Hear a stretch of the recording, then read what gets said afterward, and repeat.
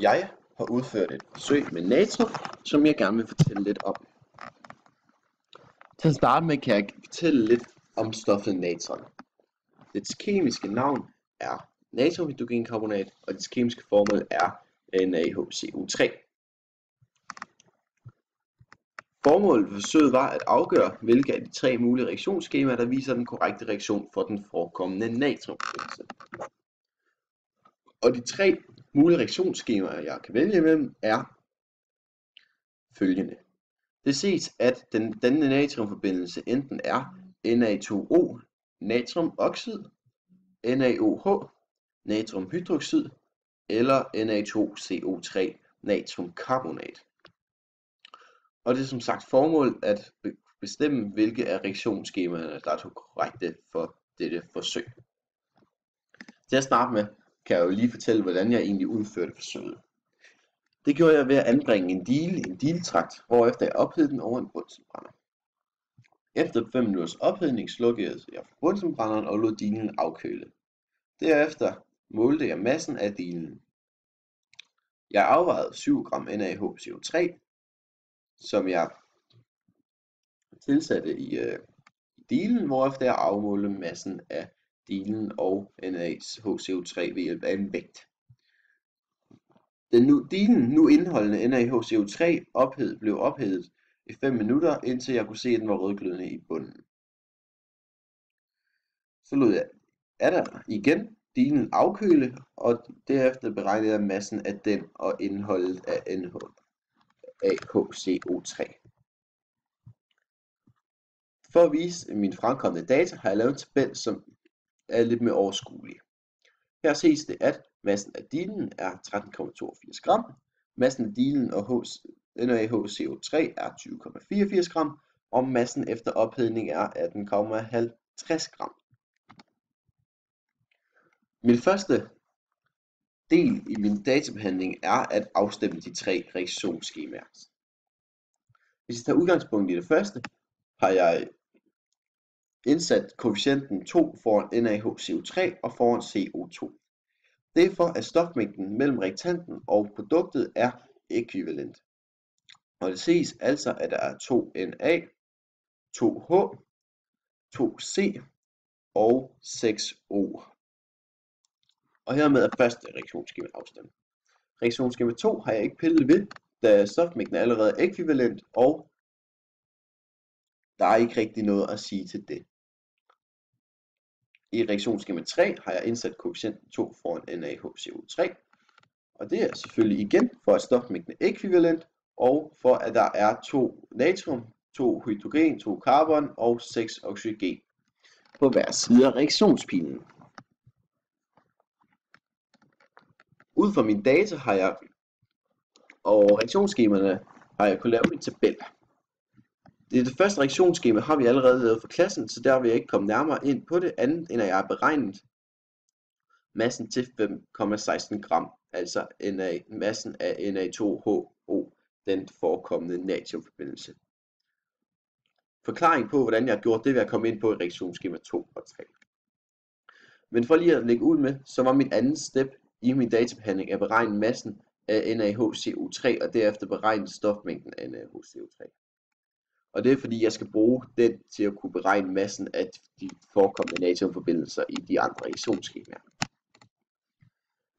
Som det ses her, kan man beregne den molare masse ud fra formlen M er lige med store M er lige med M delt med N, men man kan også bare gøre brug af et periodisk system, og dermed finde den molare masse af hver enkelt stof, henholdsvis natrium, hydrogen, carbon og oxygen, og dermed komme frem til den molare masse, som jeg har fået til 84,006 gram. Som jeg egentlig nævnte, hvor jeg skulle beregne massen, det er egentlig ikke nødvendigt, da jeg allerede kender massen af NaHCO3, da vi benyttede 7 gram af det til forsøget. Så derfor springer jeg videre og beregner stofmængden af NaHCO3. Og det gør jeg ved at gøre brug af formlen N er lige med lille m delt med store M. Og det er altså massen delt med den molare masse. Og da jeg kender massen og den molare masse, kan jeg dividere dem og få stofmængden givet, som jeg har fået til 0,083 mol. Og hermed har jeg stofmængden, massen og den molare masse NaHCO3 givet, og derfor springer jeg videre til mit andet reaktionsskema, hvor jeg har opstillet igen reaktanten på venstre her, og reaktanten her, og produktet her. Men her ses det, at det er præcis samme udregninger, jeg har her, og det så undrer man sig måske over, hvorfor jeg har sagt, at stofmængden af NaHCO3 er den samme herover med CO2 og NaOH. Men det er altså fordi, at stofmængden er ekvivalent, som jeg nævnte, med at jeg ikke har afstemt reaktionsskemaet. Koefficienterne 1 får dem alle sammen, og dermed er stofmængden ens. Derfor kan jeg bare beregne den molare masse, ligesom jeg ville gøre i den anden, hvor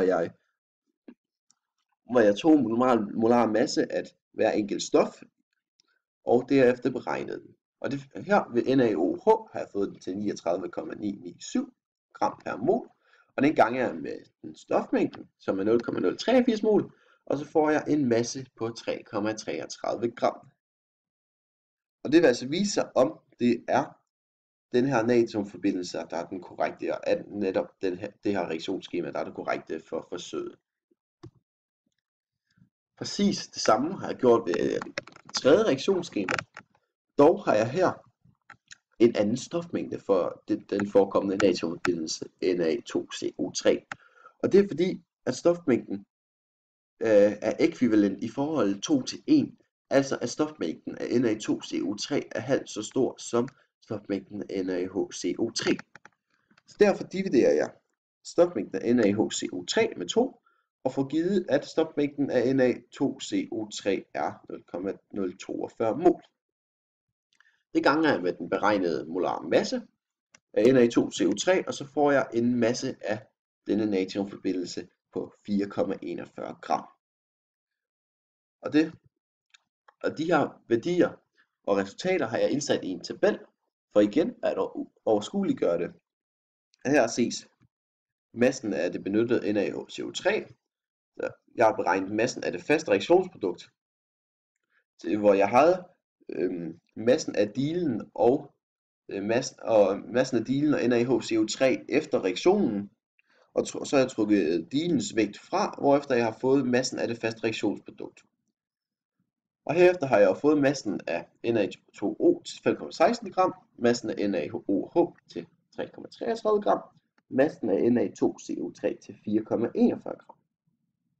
Og jeg har farvet det her med rødt, da jeg har bestemt, at det her det er den korrekte natriumforbindelse. Og det er netop herfor, at jeg kan konkludere, at tredje reaktionsskema er det korrekte, da vi ser, at 4,41 gram er rimelig nær 4,68 gram. Og det leder mig lidt videre til mit sidste spørgsmål i min databehandling, eller diskussion, hvor jeg får at vide, ifølge bagebøger kan tvekulsurt natron give bagværk en afsmag af soda. Hvordan kan det forklares? Og jo, det kan jeg gøre ved at opstille soda over for natron. Og hvis vi ser, det kemiske navn for soda er natriumkarbonat, og det kemiske formula er Na2CO3.